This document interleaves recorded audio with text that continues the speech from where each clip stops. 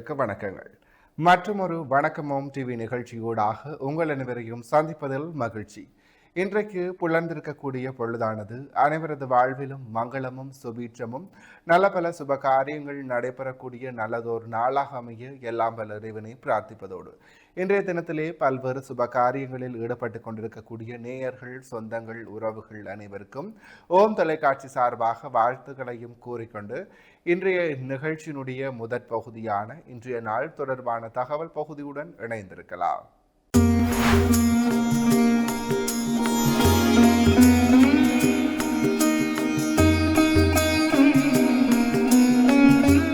இணைந்திருக்கின்றோம் வணக்கமோம் டிவியின் இன்றைய நாள் தொடர்பான தகவல் பகுதி. இன்றைய நாளினுடைய நல்ல நேரங்களாக இன்று காலை 7:30 மணி தொடக்கம் 8:30 மணி வரை, பின் மாலை 4:30 மணி தொடக்கம் 5:30 மணி வரை. அடுத்து இன்றைய நாளிற்குரிய ராகு காலமாக இன்று காலை 9 மணி தொடக்கம் 10:30 மணி வரை, மகிண்டமாக இன்று மதியம் 1:30 மணி தொடக்கம் 3 மணி வரை. அடுத்து சூரியோதயத்தை பார்க்கலாம். இன்று காலை 6:35 இன்றைய நாளினுடைய சூரியோதயம் புலர்ந்திருக்கின்றது. தொடர்ச்சியாக இன்றைய நாளிற்குரிய திதியாக இன்று அதிகாலை 4:03 வரை பஞ்சமி திதியும் பின்பு சஷ்டி திதியும் நிலவுகிறது. நட்சத்திரங்களாக இன்று அதிகாலை 3:03 வரை அஸ்த நட்சத்திரமும் பின்பு சித்திரை நட்சத்திரமும் நிலவுகிறது. சந்திராஷ்டம நட்சத்திரங்களாக இன்று அதிகாலை 3:03 வரை சதய நட்சத்திரமும் பின்பு பூரட்டாதி நட்சத்திரமும் நிலவுகிறது. சதயம் மற்றும் பூரட்டாதி நட்சத்திரத்தில் உள்ளோர் செய்கருமங்கள் யாவற்றிலும் நிதானத்துடனும் பொறுமையுடனும் செயலாற்ற சிறப்பு. எனவே நேர்களே, இவைதான் இன்றைய நாள் தொடர்பான தகவல் பகுதிகள் ஆகும். தொடர்ந்தும் வணக்கமோம் டிவி நிகழ்ச்சியினுடைய அடுத்த பகுதியான இன்றைய நாளிற்குரிய நற்சிந்தனை பகுதியுடன் இணைந்திருக்கலாம்.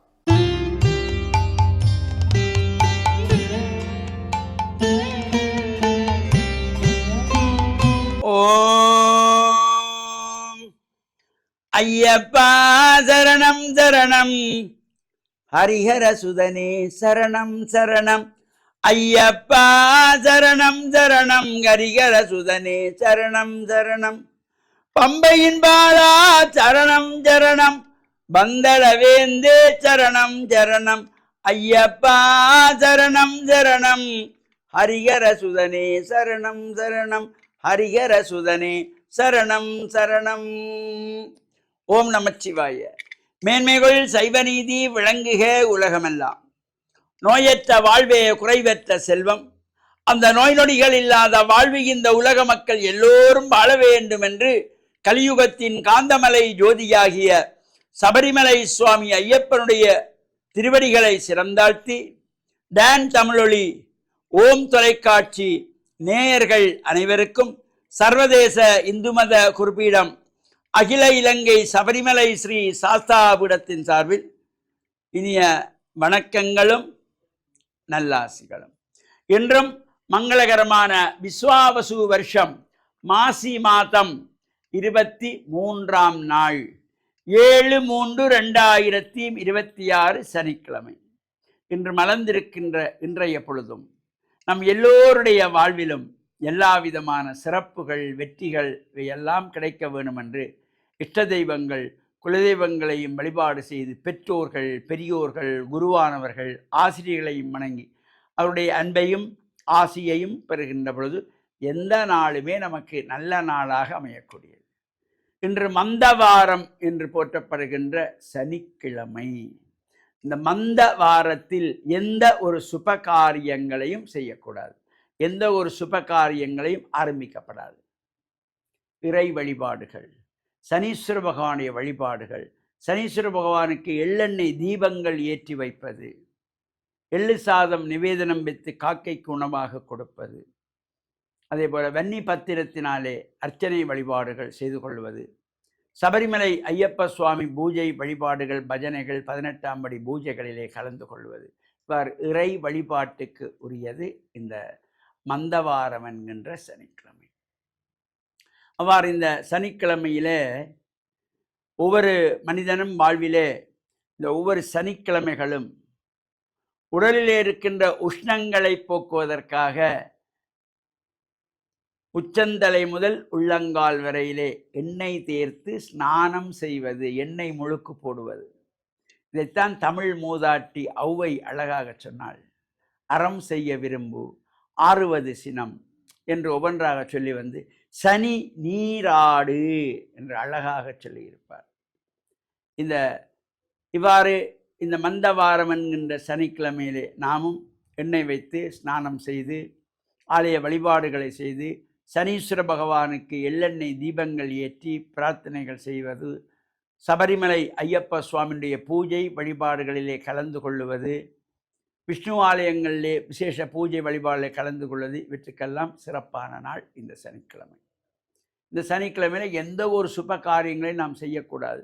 நம்மில் பலர் இந்த சனிக்கிழமை விடுமுறை நாள் எல்லாருக்கும் வசதியாக இருக்கும் என்று இந்த சனிக்கிழமையிலே நாள் பார்த்து கொள்வார்கள். திருமணத்துக்கு நாள் எடுத்தாருங்கள் என்று போய் கேட்பார்கள். அது தவறு. சனிக்கிழமையில் எந்த காரியங்களையும் செய்யக்கூடாது, அது விருத்தியாகாது என்ற எண்ணம் ஒவ்வொருவருக்கும் பெற வேண்டும். நாளைய தினம் ஞாயிற்றுக்கிழமை, சூரிய பகவானை வழிபாடு செய்வதற்கு சிறந்த நாள். நாளை ஞாயிற்றுக்கிழமை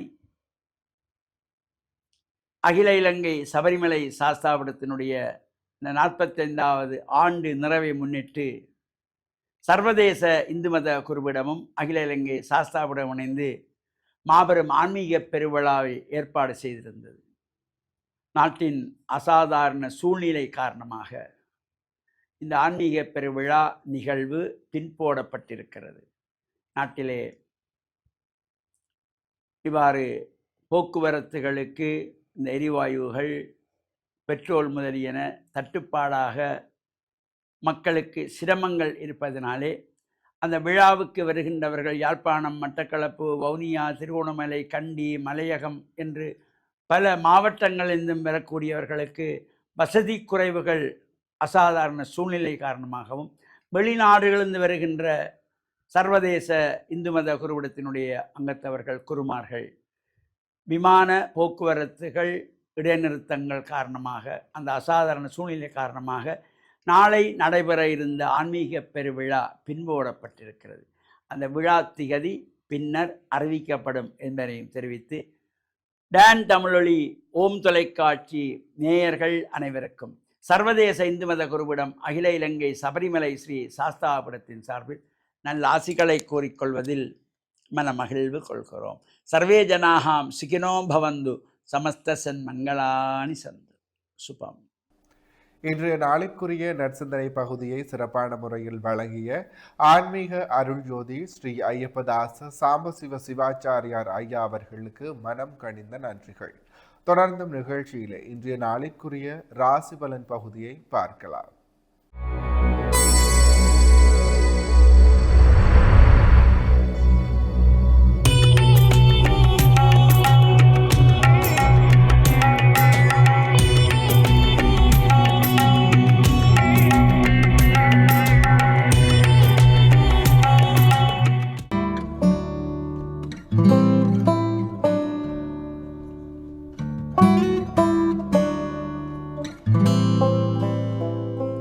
ஓம் தொலைக்காட்சிகளுக்கு இனிய காலை வணக்கம். இன்றைய நாள் 7/3/2026.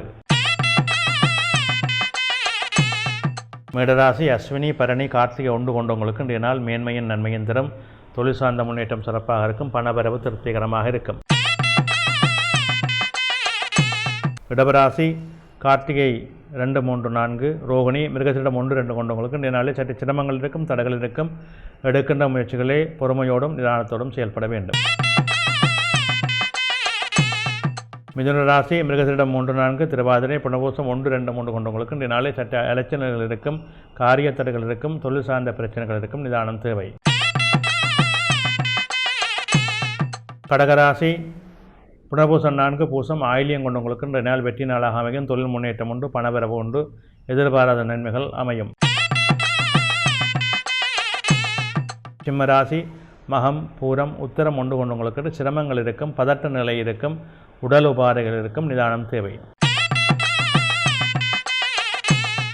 கன்னிராசி உத்தரம் 2, 3, 4, அத்தம் சித்திரை 1, 2 கொண்டவங்களுக்கு இன்றைய நாளிலே சிரமங்கள் இருக்கும், தடைகள் இருக்கும், காரிய தடைகள் இருக்கும், எனவே நிதானம் தேவை. துலாம் ராசி சித்திரை 3, 4, சுபாரி விசாகம் 1, 2, 3 கொண்டவங்களுக்கு இன்றைய நாளிலே மனச்சஞ்சலம் இருக்கும், எதிர்பாராத சிக்கல்களுக்கு முகம் கொடுக்க வேண்டி வரும், அலைச்சல்கள் அதிகமாக இருக்கும். விருச்சிக ராசி விசாகம் 4 அனுசம் கேட்டை கொண்டவங்களுக்கு இன்றைய நாளிலே மேன்மையும் நன்மையும் உண்டு, தொழில் முன்னேற்றம் உண்டு, பணவரவு திருப்திகரமாக இருக்கும். தனுசு ராசி மூலம் பூராடம் உத்திராடம் உண்டு கொண்டவங்களுக்கு இன்றைய நாளிலே சற்று அலைச்சல்கள் இருக்கும், காரியங்களிலே நன்மைகள் உண்டு, தொழில் சார்ந்த முன்னேற்றம் உண்டு, உறவினர் மூலமாக சிறு சிக்கல்கள் இருக்கும். மகர ராசி உத்திராடம் 2, 3, 4 திருவோணம் அவிட்டம் 1, 2 கொண்டவங்களுக்கு இன்றைய நாளிலே சற்று அலைச்சல் நிலையில் இருக்கும், காரியங்கள் இருக்கும், பணவரவு மத்தியமமாக இருக்கும். கும்பராசி அவிட்டம் 3, 4 சதயம் புரட்டாதி 1, 2, 3 கொண்டவங்களுக்கு இன்றைய நாள் வெற்றி நாளாக அமையும், தொழில் முன்னேற்றம் உண்டு, நன்மைகள் உண்டு, மேன்மைகள் சிறப்பாக இருக்கும். மீனராசி புரட்டாதி 4 உத்திரட்டாதி ரேவதி கொண்டவங்களுக்கு இன்றைய நாள் அனுகூலம் உண்டு, நன்மைகள் உண்டு, தொழில் முன்னேற்றம் சிறப்பாக இருக்கும்.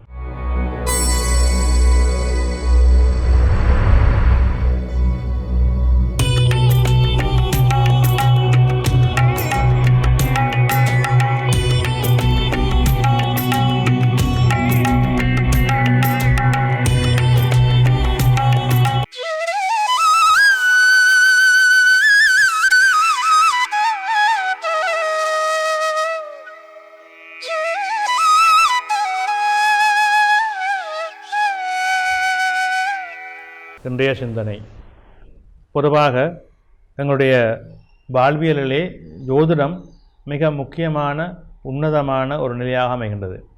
இந்த ஜோதிடத்தை அதிகமாக நம்புபவர்களும் உண்டு, ஜோதிடத்தை ஒரு பொருட்டாக பார்க்காமல் தங்களுடைய செயல்பாடுகள் செய்பவர்களும் உண்டு.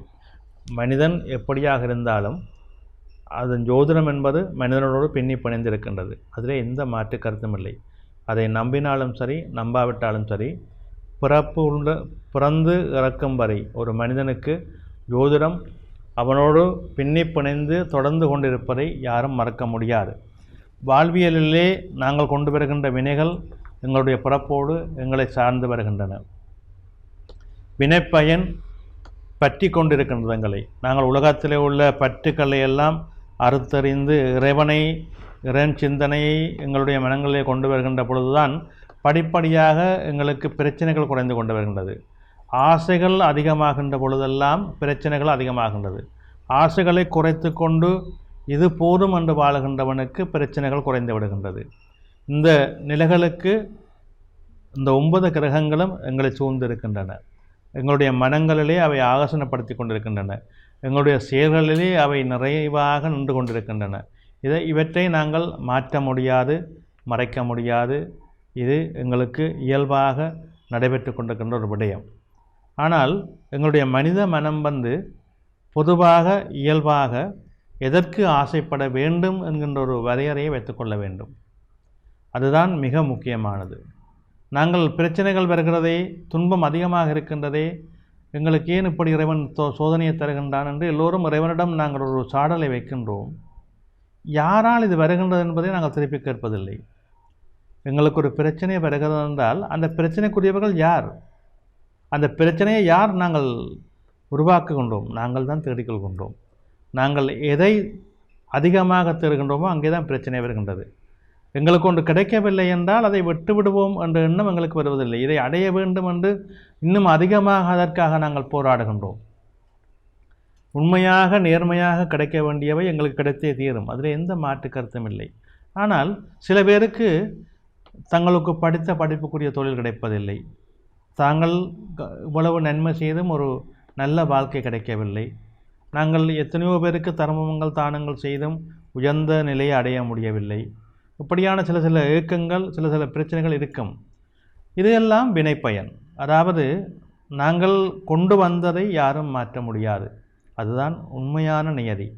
ஜனனி ஜென்ம சௌக்கியானாம் வர்தனி குலசம்பதாம் பதவி பூர்வ புண்ணியானாம் லிக்யதே ஜென்ம பத்திரிகா. அந்த 4 வரி சுலோகத்திலே எங்களுடைய வாழ்க்கையை அழகாக சொல்லியிருக்கிறார்கள்.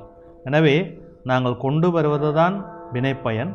அந்த வினைப்பயனை குறைத்து கொள்வது தான் எங்களுடைய நடைமுறை. அந்த நடைமுறையை சரியாக செய்கின்ற பொழுது வினைப்பயன்களை குறைத்து கொள்ளலாமே தவிர அடியோடு மாற்ற முடியாது. ஆனால் எங்களுடைய செயல்பாட்டின் மூலமாக நாங்கள் தப்பித்து கொள்ளலாம், பல விடயங்களை காத்து கொள்ளலாம், எங்களை நாங்கள் மேன்மைப்படுத்த அது மிகவும் உதவுகின்றது என்பதை மட்டும் மனதிலே கொள்ளுங்கள். நன்றி.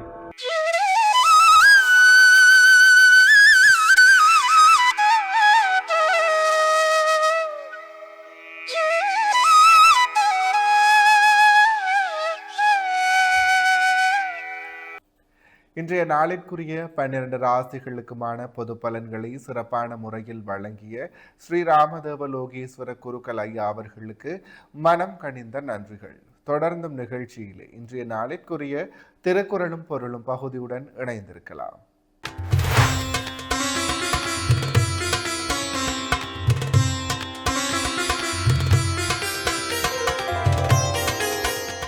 இணைந்து கொண்டிருக்கின்றோம் வணக்கம் ஓம் டிவியின் திருக்குறளும் பொருளும் பகுதியுடன். அந்த வகையில் இன்றைய நாளிற்குரிய குறளும் பொருளுமாக ஊருணி நீர் நிறைந்தற்றே உலகவாம் பேரறிவாளன் திரு.